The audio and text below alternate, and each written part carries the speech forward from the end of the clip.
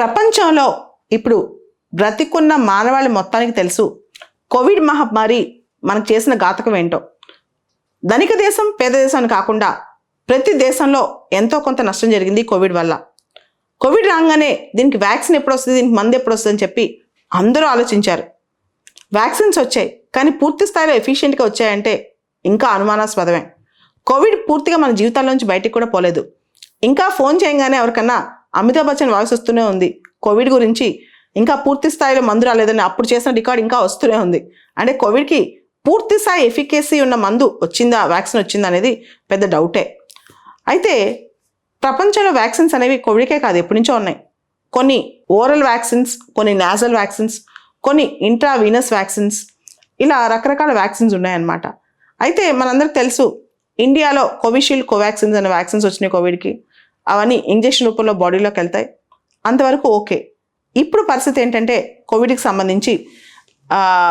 సంబంధించిన దానికి ముందు నాజల్ వ్యాక్సిన్స్ అనేవి ఇన్ఫ్లుయెన్జాకి చాలా ఫేమస్, అంటే ఫ్లూకి చాలా ఫేమస్ అనమాట. కామన్గా చాలా ఫ్లూస్కి నాజల్ అంటే ముక్కులోంచి వ్యాక్సిన్స్ వేస్తారు.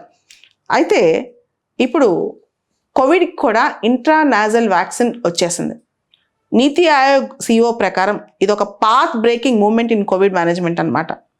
దాంతోపాటు భారతదేశంలో చాలామంది ఇప్పుడు కూడా, అంటే దాదాపు ప్రతి 10 మందిలో ఒకళ్ళు నీడిల్ అంటే భయపడతారు. వాళ్ళకి నాజల్ వ్యాక్సిన్స్ చాలా పనికొస్తాయి.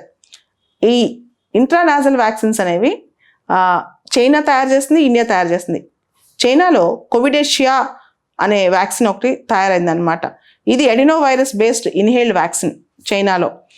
దీనివల్ల ఈ నాజల్ వ్యాక్సిన్స్ వల్ల నార్మల్ బూస్టర్ వ్యాక్సిన్ కంటే కూడా ఎక్కువ యాంటీబాడీస్ క్రియేట్ అవుతున్నాయంట. ఇది మోర్ ఎఫికసీ అని అంటున్నారు. భారతదేశంలో మన హైదరాబాద్ బేస్డ్ సంస్థ భారత్ బయోటెక్, మీకు తెలుసు కృష్ణ ఎల్లా గారి సంస్థ, ఆల్రెడీ మనకి కోవాక్సిన్ ఇచ్చిన సంస్థ అనమాట.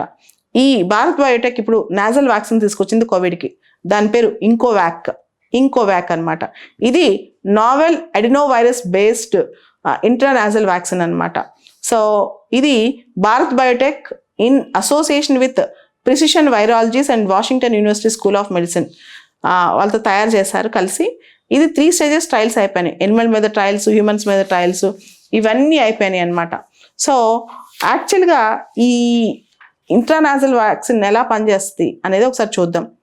ఇదేంటంటే మనందరికీ తెలుసు, మనం గాలి పీల్చే దగ్గర మ్యూకోజా అని ఉంటుంది ముక్కు దగ్గర. అక్కడ టీ సెల్స్, బి సెల్స్ అని ఉంటాయి.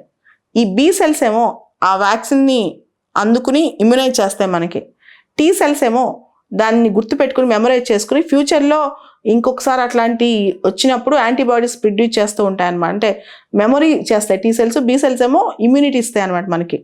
సో బి సెల్స్ వల్ల మన ముక్కులోకి వెళ్ళే ఎయిర్ ప్యాథోజన్స్ ఏవైతే ఉన్నాయో దానికి అగెనిస్ట్గా ఏదైనా వైరస్ అలా వెళ్తుంటే దానికి అగెనిస్ట్గా యాంటీబాడీస్ అనేవి క్రియేట్ చేస్తుంటాయి. ఆ యాంటీబాడీస్ పేరే IgA అనమాట. యాంటీబాడీస్ పేరే IgA. సో ఇది నాజల్ వ్యాక్సిన్ పనిచేసే తీరు అనమాట. అంటే మనకి రోగం రాకుండా putting the guards out side the body, అంటే బాడీ అవుట్ సైడ్ నుంచి ఒక గార్డ్స్ని పెట్టి ఇన్సైడ్కి ఎటువంటి వైరస్ వెళ్ళకుండా చూసుకోవడం అనమాట. ఇది నీడిల్ ఫ్రీ కాబట్టి మెడికల్ వేస్టేజ్ కూడా చాలా తగ్గిద్ది దీనివల్ల. తర్వాత పాత కోవిడ్ వ్యాక్సిన్స్లో లంగ్స్ ఎక్కువ ఎఫెక్ట్ అయ్యే అవకాశం ఉంది. ఇప్పుడు లంగ్స్ ప్రొటెక్షన్ ఎక్కువ ఉంటుంది. ఈ IgA అనే యాంటీబాడీ క్రియేట్ అవుతుంది కదా, దీనివల్ల ఎక్కువ లంగ్ ప్రొటెక్షన్ జరిగిద్దంట. సో వైరల్ ఎంట్రీ అనేది లంగ్స్లోకి వెళ్ళడానికి ఆల్మోస్ట్ జరగకపోవచ్చు అంటున్నారు. అయితే ఎంతవరకు ఇది ఎఫికసీ ఎంతవరకు ప్రూవ్ అయిందంటే లార్జ్ స్కేల్లో దీని ఎఫికసీ ఏం ప్రూవ్ అవ్వలేదు. దాంతోపాటు ఇంట్రానాజల్ వ్యాక్సిన్స్ చాలా కాస్ట్ కూడా ఎక్కువ ఉంటాయంట. దీనిలో హ్యూమన్ డేటా 100% ఎంతవరకు ఎఫెక్టివ్గా పనిచేస్తుందని కూడా ఎవరు చెప్పలేకపోతున్నారు. సో మొత్తానికి నాజల్ వ్యాక్సిన్, ముక్కు ద్వారా వేసే కోవిడ్ వ్యాక్సిన్, ఇది పాత్ బ్రేకింగ్ మూమెంట్ అయినప్పటికీ దీని ఎఫికసీ, దీని హ్యూమన్స్ మీద ఎలా సక్సెస్ అవుతుంది అనేది ఇంకా ప్రూవ్ కావాల్సిన టైం ఉంది.